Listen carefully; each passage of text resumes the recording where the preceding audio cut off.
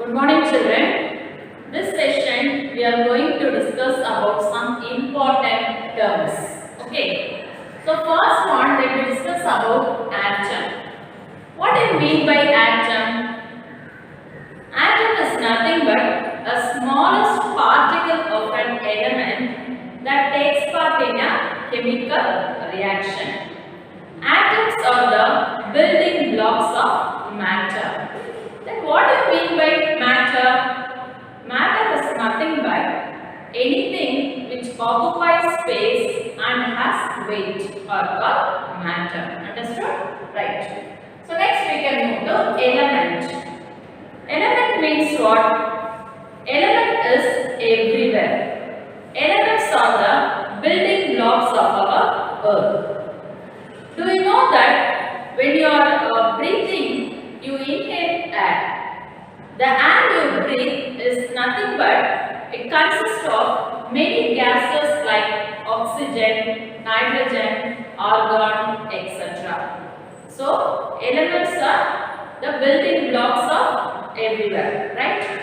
Elements are made of only one kind of atom. Okay, that you should remember. Elements are made of only one kind of atoms. Okay. If you look at the periodic table, nearly 118 elements are present. Okay, 118 elements are present.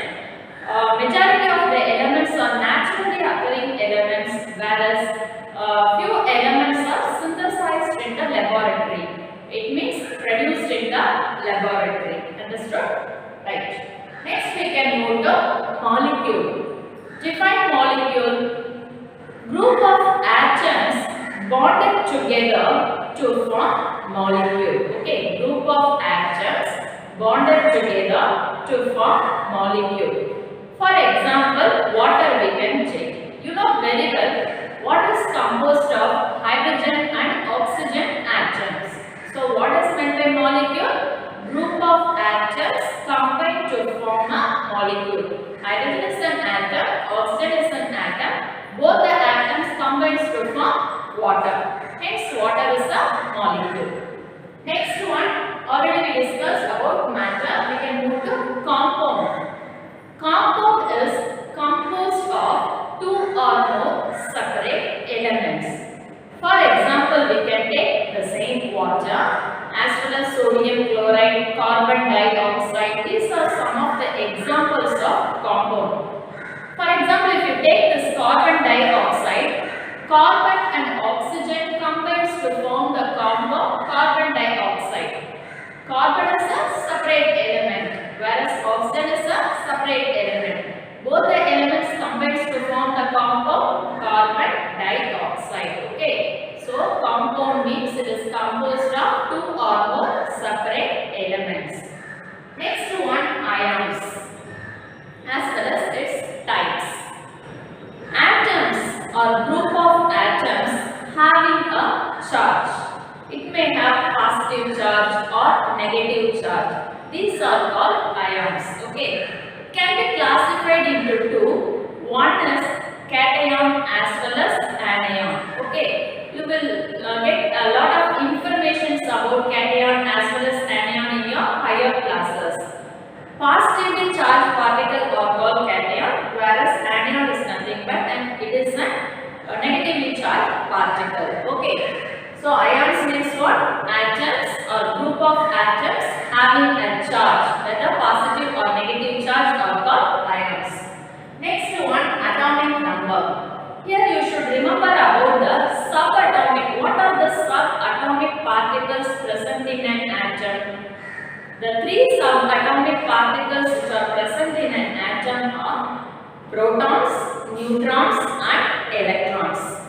Protons are positively charged particle, whereas electrons are negatively charged particle, whereas neutrons are no charge, it is neutral. Okay. So atomic number means the number of protons which is present in the nucleus of an atom. Atom center part is nothing but nucleus, isn't it? So the number of protons present in the nucleus of an atom is called the atomic number.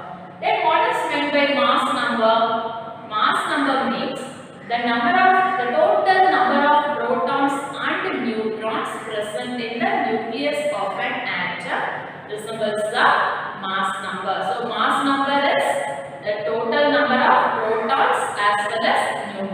Okay, they constitute the mass number. Next one, isotopes. Isotopes of an element have same atomic number but different mass number. For example, see here chlorine atom. Okay, so look at this one. Chlorine atom here, the lower figure indicates the atomic number, whereas upper figure indicates the mass number. Okay, so chlorine atomic number is 17 and mass number is 35. Okay, if you look at these element are same at the same time, its atomic number is same, but if you look at the mass number is different. This is nothing but isotopes. So isotopes of an element have same atomic number but different mass number. These are called the isotopes. Okay, so next one is isobars. Isobars means different elements which constitute same number of mass number at the same time, different atomic number. Different elements possess same mass number but different atomic number. This is called the isobars. For example, we can take argon element and calcium element. Here, the argon element atomic number is 80 and calcium element atomic number is 20. But if you look at these two elements, mass number is 40. This 40 is for argon element, mass number 40 is for argon element as well as for calcium element. Here the mass number is same but atomic number is differing for different elements. Okay, so isobars means different element which possess same mass number but different atomic number. These are called the isobars. Okay, so next one is isotones. Isotones means different elements which possess same number of neutrons. This is called the isotones. For example, if you take carbon element and nitrogen element, carbon element its atomic number is 6 whereas mass number is 13, and for nitrogen element atomic number is 7 and mass number is 14. Here atomic number as well as mass number only given, then how will you find out the neutrons? To find out the number of neutrons, you have to subtract the mass number from atomic number. Okay, then you will be getting the neutron value. So if you see this carbon element, its mass number is 13 is given, isn't it? So you subtract this mass number with that particular element's atomic number. So 13 minus 6, what you will be getting? The answer is 7. If you see the nitrogen element, here mass number is 14 and atomic number is 7. So if you subtract 14 minus 7, you will be getting 7. Same number of neutrons you are getting but different elements. Different elements contains same number of neutrons, then we can call it as isotones. Okay, so these are some of the important definitions.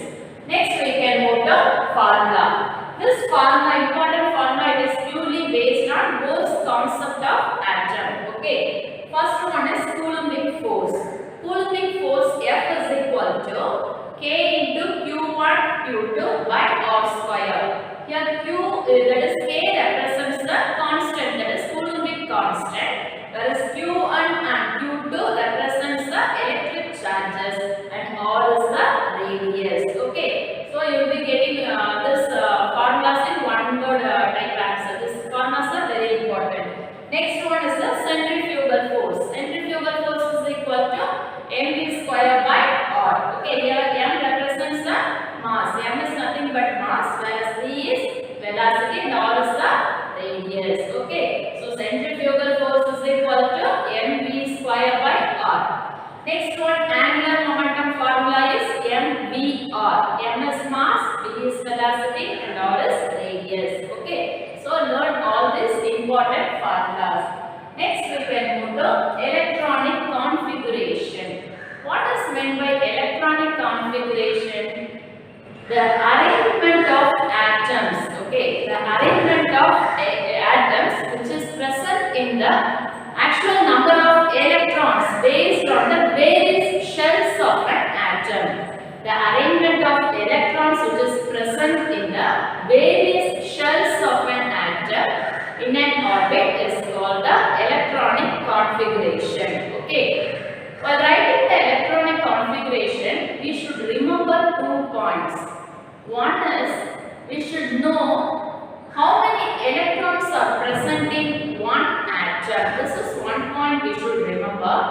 And the next one is how many electrons accommodate in each orbit. Okay, how many total number of electrons accommodated in each orbit or shell.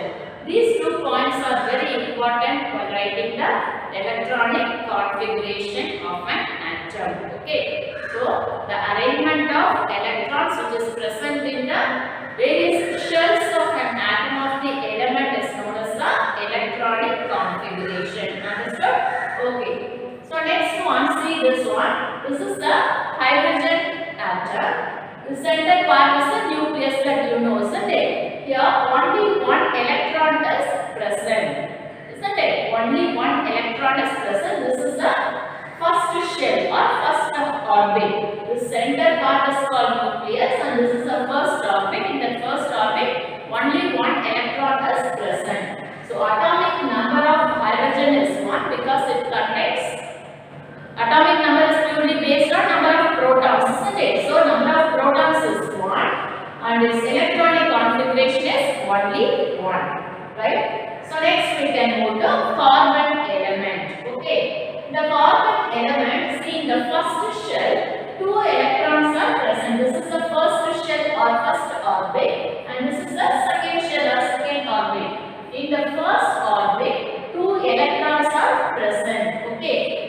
2 electrons are present in the first orbit and in the second orbit, see 1, 2, 3, 4. 4 electrons are present. So, its atomic number is 6. At the same time, electronic configuration, how you can write? In the first orbit, 2 electrons are present. So, 2 comma and in the second orbit, how many electrons are present?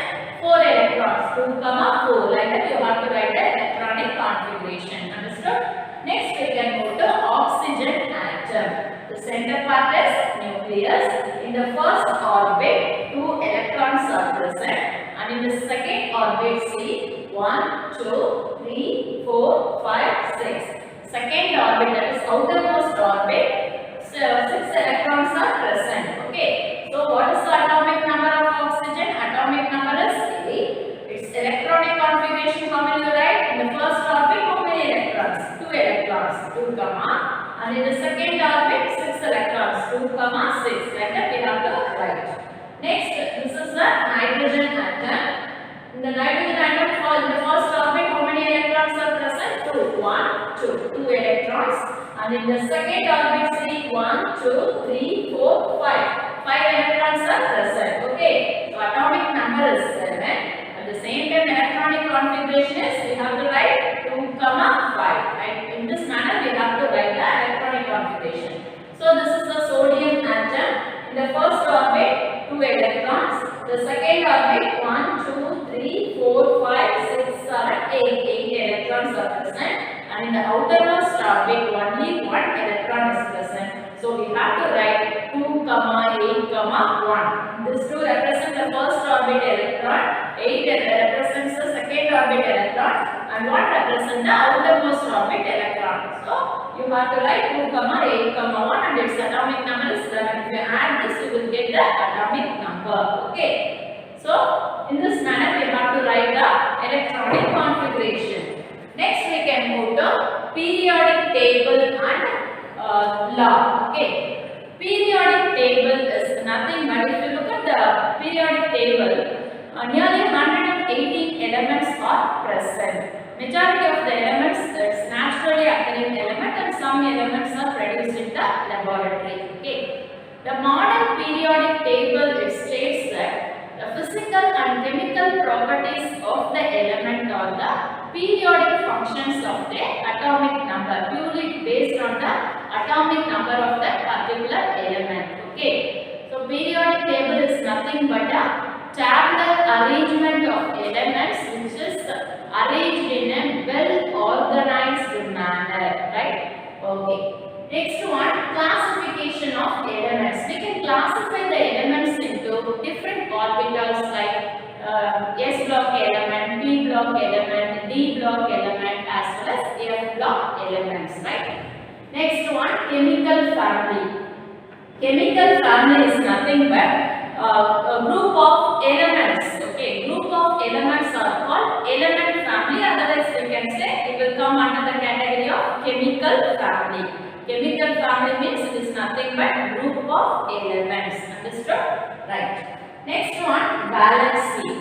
Valency means the combining capacity of an atom is called the valency. Okay. The combining capacity of an atom is called valency. We can classify this valency into positive valency as well as negative valency. Understood? Right. Next one is atomic radius. What is meant by atomic radius? So atomic radius, look at this diagram. This atomic radius is nothing but the distance between the center of the nucleus. So this is the center of the nucleus. Center of the atom is nothing but nucleus, isn't it? So distance between the center of the nucleus to its outermost orbit is called the atomic radius. So in this atom, this is the outermost orbit. This is the center part of an atom. Center part of an atom is called the nucleus.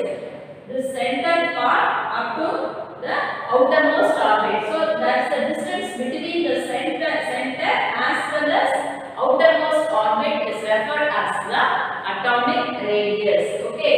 So this is the outer shell or outermost orbit. This is the center part. Distance between the center part as well as outermost orbit is called the atomic radius. Atomic radius is usually measured in picometer. It has one value, that is 1 picometer is equal to 10 to the power minus 12 meter. Okay, this value you should remember. Right. So atomic radius we discussed, isn't it? Okay, children. Next we will discuss about ionization energy. Ionization energy. What do you mean by ionization energy? To remove an electron from the gaseous atom, minimum energy is required. Okay, so this is called the ionization energy. Ionization energy means the minimum energy required to remove an electron from the outermost orbit of a shell, okay, of a neutral gaseous atom is called the ionization energy. Okay, so to remove an electron from the gaseous atom, what we have to do? We have to give the minimum energy. Then only that electron will remove from the gaseous atom. So this is called the ionization energy. Otherwise we can say ionization potential energy, right? Ionization energy we can classify it into two. That is, one is first ionization energy and second ionization energy. First ionization energy means to remove the first electron from the outermost orbit of that particular gaseous atom. This is called the first ionization energy. And if you remove the second, that is unipositive ion, second electron from the outermost orbit of the gaseous atom, then we can call it as second ionization energy. Okay, so this definition is very important definition. Ionization energy means the minimum energy required to remove the electron from the outermost orbit. This is applicable only for the gaseous atom. This is called ionization energy. Understood, children? Right. Next we can move to electron affinity. What is the meaning for affinity? Affinity means attraction. So, electron affinity is defined as the energy change that occurs when an electron is gained by an atom in the gaseous state. Okay. The main concept behind the electron affinity means, already I told you, affinity means attraction. Attraction involves the evolution of energy or liberation of energy. This is the concept behind the electron affinity. Okay, affinity means attraction. Attraction involves the evolution, or otherwise we can say liberation or giving out the energy. Okay. Next one is electronegativity. Electronegativity, it is defined as the ability of an atom in a chemical bond to draw the bonding electrons closer to itself. For example, we can take the hydrogen chloride molecule. Okay. Both hydrogen as well as chlorine atoms, they share one electrons each, okay, to form a covalent bond between them. When compared to hydrogen, chlorine atom has higher electronegative power. So, the chlorine atoms, it draws the whole atom, that is, it draws the chemical bond to draw the bonding electrons. It draws all the bonding electrons closer to itself because it has more higher, that is, it has higher electronegative power. Okay. So what happens here? Due to this, the bond breaks and all the bonding electrons left with H plus as well as Cl minus. Okay. All the bonding electrons, it left with the hydrogen chloride and it forms H plus as well as Cl minus ions. Okay. So this is called the electronegativity. Electronegativity means it is the ability of an atom in a chemical bond to draw the bonding electrons closer to itself. Here, chlorine atom collect all the bonding electrons closer to itself due to chlorine has higher electronegative power. So, it draws all the bonding electrons closer to itself, right? No need to write the example because this is the definition. So, write only the definition. Example, just keep it in your mind. Okay. Next one, we can see the electronegative values. For each and every element, it has some electronegative values. That values are very important. We should remember that values. Okay. Here, some of the elements' electronegative value is given. First one is hydrogen. Hydrogen element electronegative value is 2.20. Okay. Next one, lithium 0.98. For beryllium 1.57. For boron element, its value is electronegative value is 2.04. And for carbon atom 2.55. For nitrogen atom 3.04. For oxygen 3.44. And for fluorine 3.98. Fluorine has the higher electronegative power when compared to these elements. Okay. And cesium element has lower electronegative power. Its electronegative value is 0.78. Okay. So one more question. Fluorine has higher electronegative power. Its electronegative value is 3.98, whereas cesium element has lower electronegativity because it has only 0.78 electronegative value. Okay. Here, Pauling scale is generally used to determine the electronegative value. Okay. Due to this, by using this Pauling scale, we can determine the element which contains whether that element contains ionic character or otherwise covalent character. Like that, we can determine by using the Pauling scale. Okay. If the element which contains the electronegative value is 1.7 exactly, then we can consider that particular element has 50% ionic character and 50% covalent character. Okay.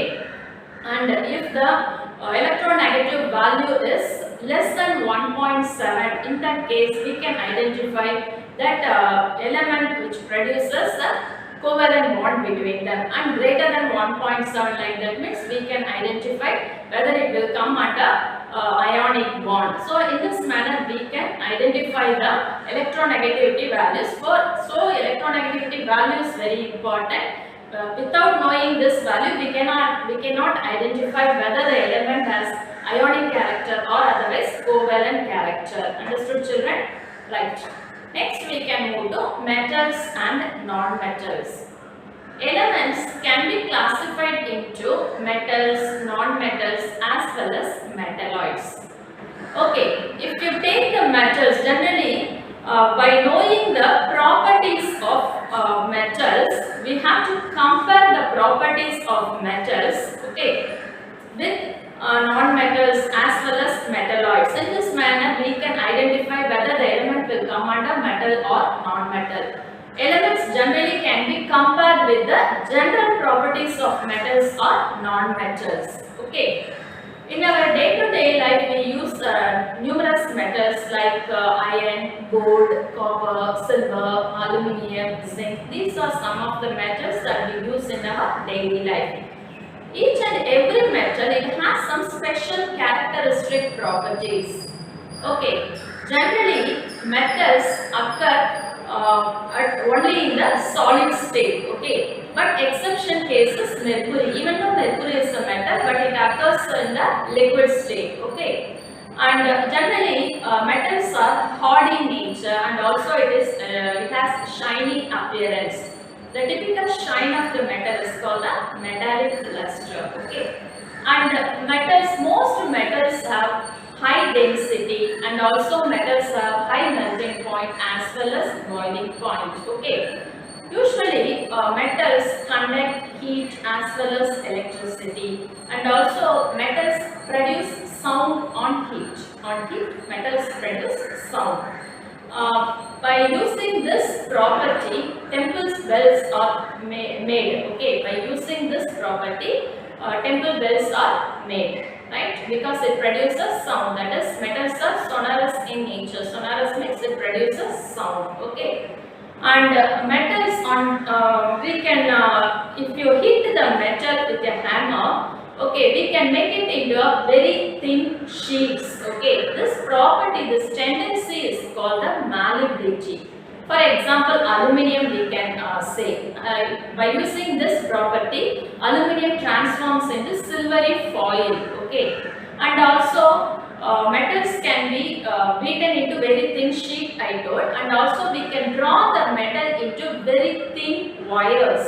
This tendency is called ductility, and we can give copper as an example for this. Okay, and day-to-day life we are using the metals in many ways. For example, if you take copper, it is generally used in electrical wires, and aluminium is also used in electrical wires, and also in aerospace industries. Okay, for cables also we use aluminium.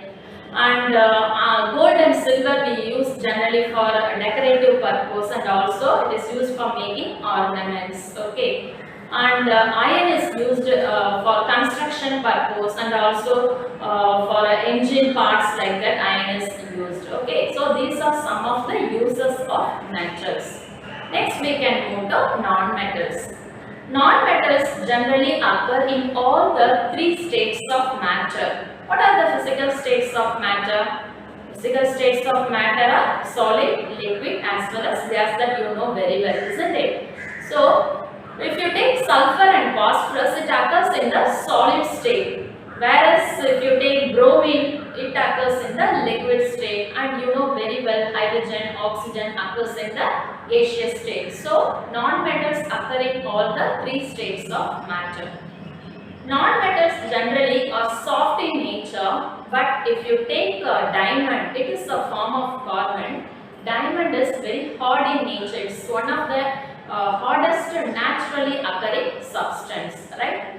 And non-metals have a low density, and also it has a low melting point as well as boiling point. And non-metals are non-malleable in nature, and also it is non-ductile in nature. We cannot draw into thin wires. Okay, mostly non-metals will come under the gases will come under the non-metals. Okay, and also non-metals do not produce sound, right? And non-metals are generally soft, already I told you, except a diamond, right? These are some of the general properties of non-metals. Next, come to the uses of non-metals. Sulfur is a non-metal. It is mainly used for vulcanization of rubber, and also it is used for explosive purpose. Okay, and hydrogen is used as a rocket fuel, and chlorine is used as a bleaching agent. And graphite is also a form of carbon. It obtained from the form of carbon only.